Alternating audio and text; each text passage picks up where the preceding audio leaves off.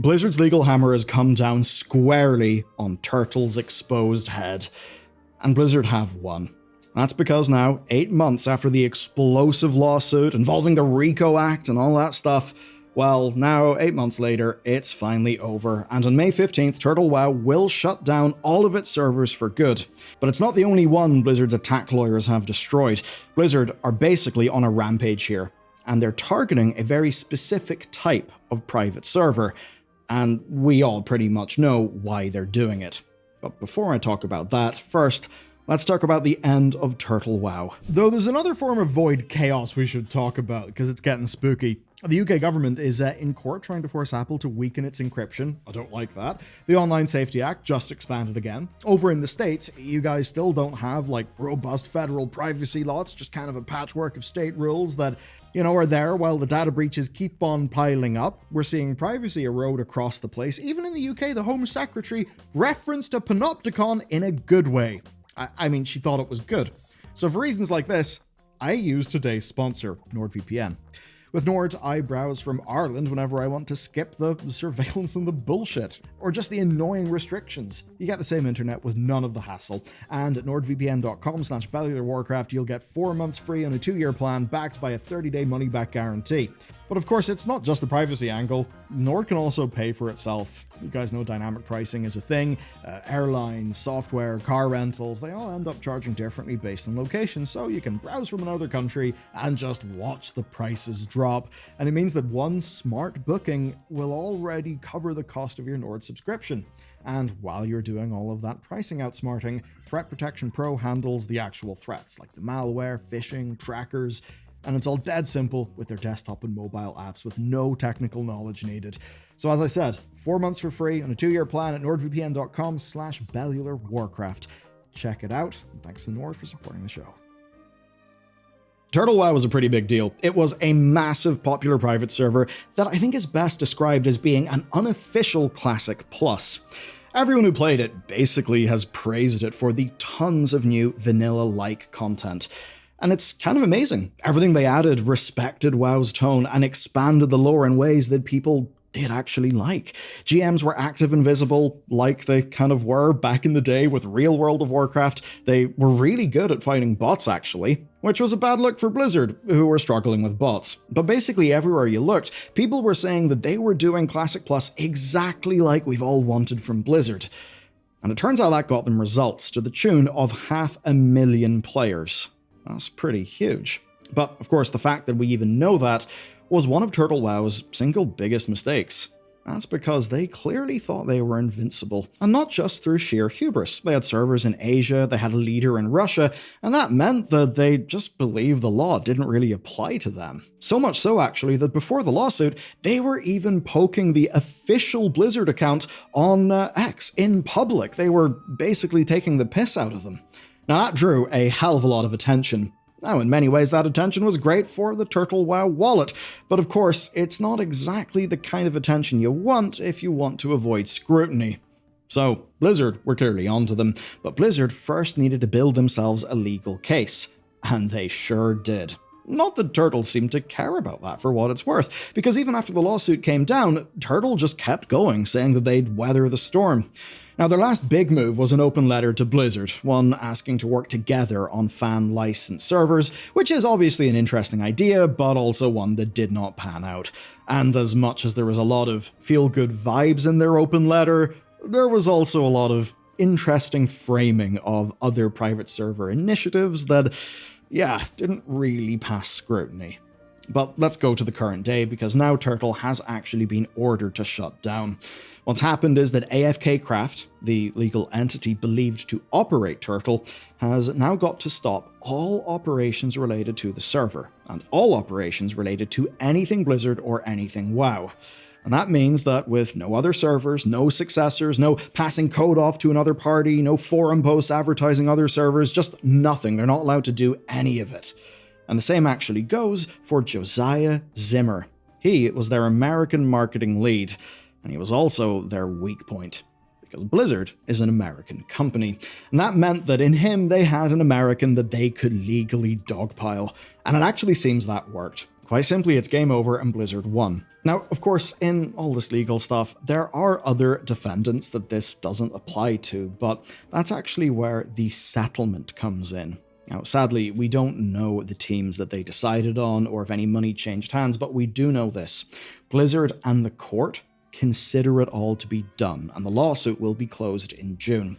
And of course, now that Turtle has announced their shutdown, it does actually look like a complete Blizzard victory.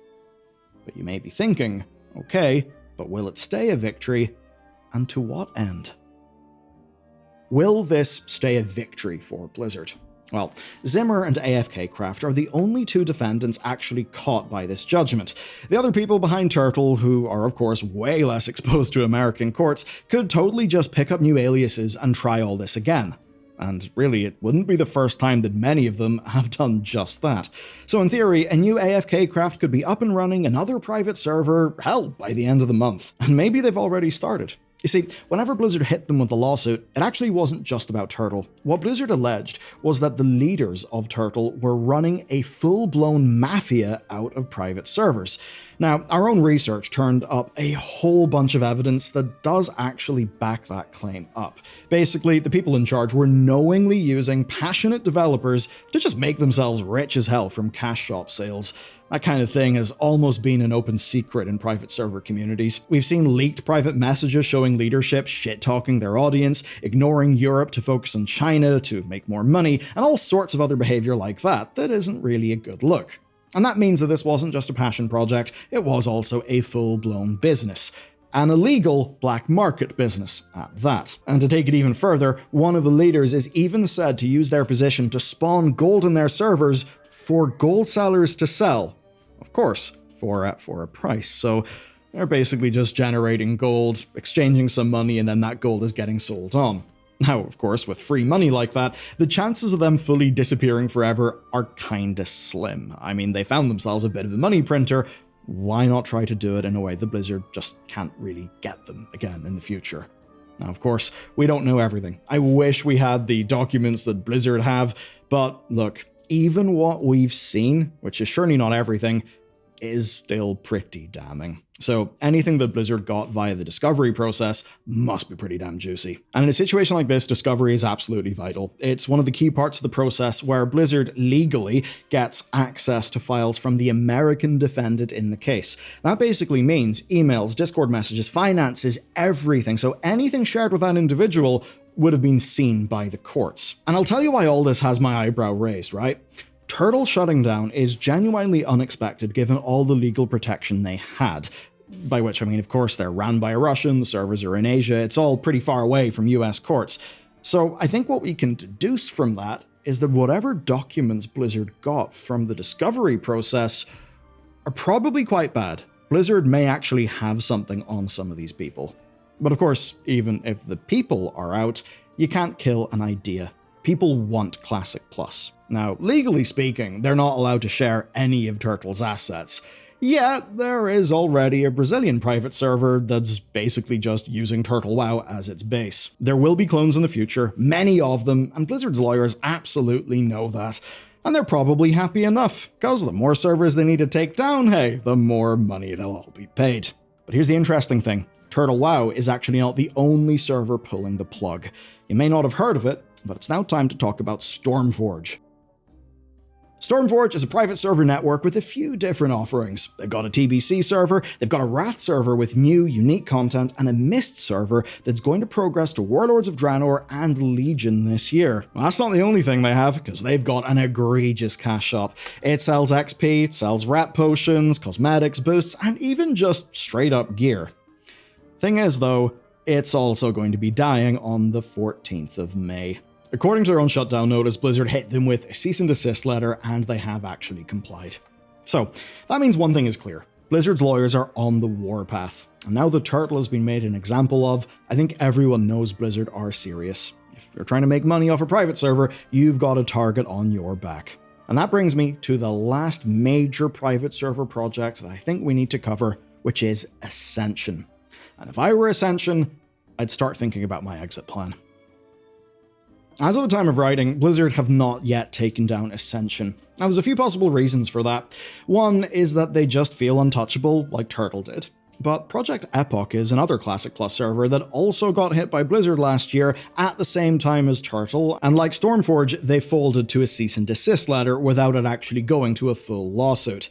But unlike Stormforge, they didn't actually stop, and that's where Ascension comes in. Now, Ascension is the classless ARPG like WoW project. It's honestly pretty cool from just a development perspective, and what happened is that Ascension took over Epoch, which is a fairly gutsy move because it places them squarely in Blizzard's sights. And, well, things are actually going to get a little bit worse. That's because Ascension are gearing up to a launch called Conquest of Azeroth, which is set to be a vanilla experience with a ton of custom classes. And literally right now, as I make this video, they're even selling access to the alpha. And that means that it's another full-blown business using Blizzard's IP to make bank. Now that they're carrying on with this so brazenly is obviously a sign that they think they're invincible as well. Of course, I wouldn't be surprised to see them in the news before too long. Now obviously, Blizzard would just nuke all of these things if they could. Well, Blizzard have only got so many lawyers. So here's another question. Why did Epoch, Turtle, and Stormforge get away with this stuff for ages? Well, it seems simple to me. First things first, it's a no-brainer. It's almost guaranteed that Classic Plus will be a huge announcement this BlizzCon.